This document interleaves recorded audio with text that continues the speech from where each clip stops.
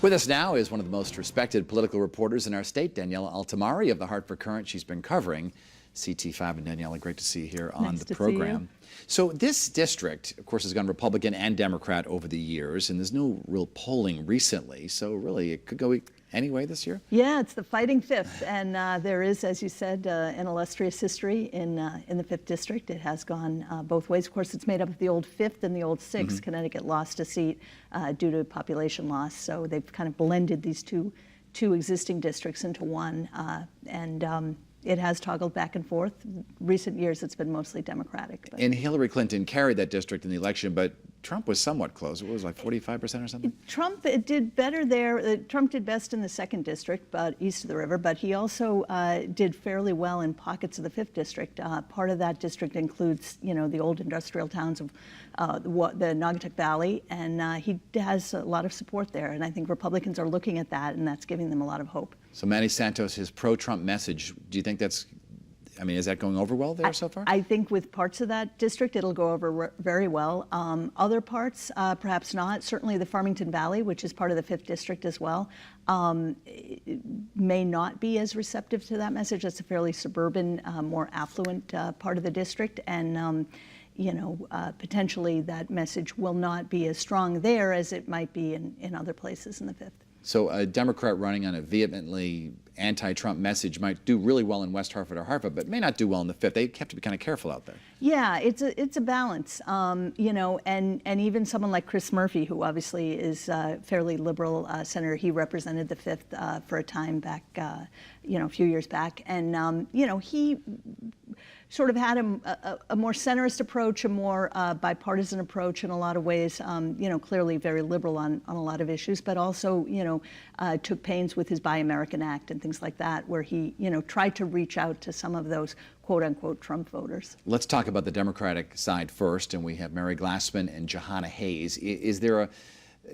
Glassman is the endorsed candidate. She came out of that convention, even though there was some controversy over that. Is she viewed as the front runner? It's hard to say. We don't have polling. Quinnipiac doesn't generally poll in congressional districts. I don't recall them doing that, and certainly in recent years they haven't polled much in Connecticut at all. So we really don't have a strong sense from an independent poll how the candidates are stacking up. But it does seem to be quite a contest, pitting somebody who's got a long resume in politics and a lot of experience against a fresh face with a lot of energy and a lot of excitement behind her. So it'll be a really interesting sort of face-off between those two. And she's had some big endorsements. Senator Murphy didn't endorse her, but he supported her and encouraged her to run.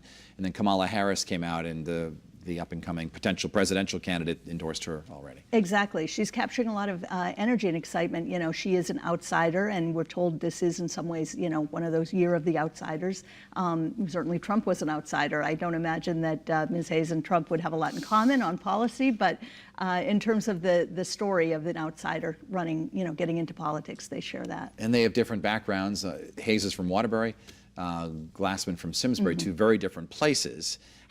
How does that play in a place like, let's see, Meriden?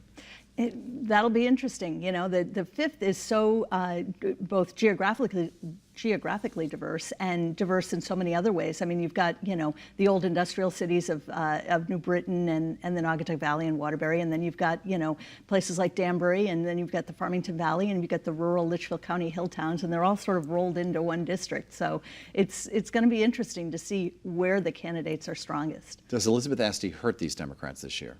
I don't imagine any of them will be rushing out to campaign with her. I think she's sort of, the party is trying to move beyond her and put that behind them. Let's talk about the Republican field. So the last Republican was Nancy Johnson to hold that seat, and now we've got Manny Santos, Rich DuPont, and one other. Corby O'Neill. That's right. Ruby O'Neill. Yeah, Ruby Corby O'Neill. Tell us about those three. So again, different resumes, different backgrounds. Ruby O'Neill has a background in education. She's got a lot of various degrees. Again, never held elective office, but has kind of an interesting life story. She is Latina herself, and so she brings that perspective. And then you have Rich DuPont, who's a businessman, again, never run for office on on that scale. Never run for Congress before, but certainly has that business background. And then Manny Santos, who we just heard from, he obviously was the mayor of Meriden and has a lot of political experience in that. Is he the biggest supporter of the president of those three, or do they all have similar beliefs? I imagine they all are backing Trump to some degree. He's certainly been extremely vocal on it, but I'm not sure, if the others sort of share that support as well. He's not on the ballot this year, but of course Dan Malloy is on the minds of many people across Connecticut. And when you ask people if they're happy or they're unhappy with Connecticut, those who are unhappy always seem to blame the governor. How does he play into this in CT5? Well, what's interesting, both him and Trump, neither of them are going to be on the ballot, but you would expect the Democrats will be talking a lot about Trump and criticizing Trump and trying to nationalize the election. And for the Republicans, even though they're running for Congress, they're going to talk about Dan Malloy. I mean, we just heard it here today as well. There's a lot of criticism of the governor, and the governor is unpopular. So it's easy to sort of knock him and to bring him into the race. Neither will be on the ballot, but they'll both be big factors this year. Because there is a governor's race, do you think the turnout might be higher? Because normally in these August primaries, people are snoozing and they're on vacation. It's going to be a really tough to say. I mean, we're writing about this a lot. You're covering it. People are talking about it. But in the end, like you said, there's vacations, there's beach days, there's, so many different factors. August primaries are notoriously low turnout, so we'll see. And it is, as you mentioned, it's such a diverse district, because in one place it might be jobs might be the big issue, and the other part it might be taxes. How does a candidate go about campaigning?